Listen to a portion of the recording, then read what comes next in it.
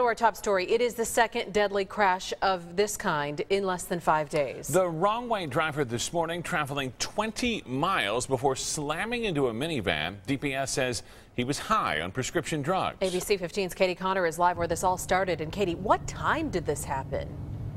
It all happened around 4 this morning. DPS says the driver, a man in his 60s, was trying to head north, but instead of getting on I-17 on the on-ramp at the other side of this bridge, he actually went onto the freeway right here, going on the exit ramp, speeding past those wrong way signs and drivers who were frantically calling 911.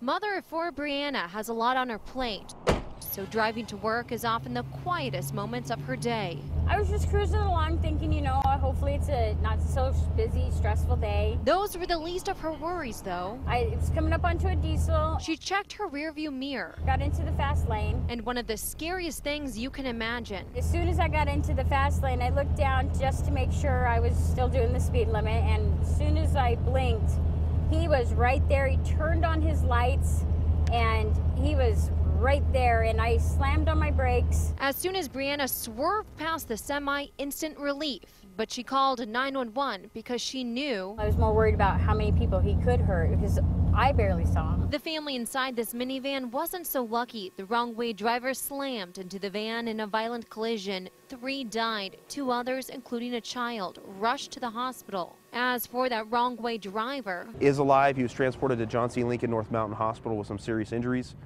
And we're treating this as a crime scene. I think my heart skipped a beat in the process of it, just knowing that, my kids may not have a mom.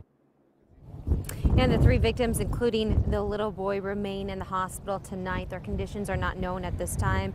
Katie, it's such a terrifying situation for everyone involved. It really makes us think twice about being on the road, especially early in the mornings. This is the second wrong-way fatal accident we've had this week. It's definitely on the minds of a lot of people. Yeah, I hope those 4 kiddos are going to hug their mom even tighter after what could have been so different today.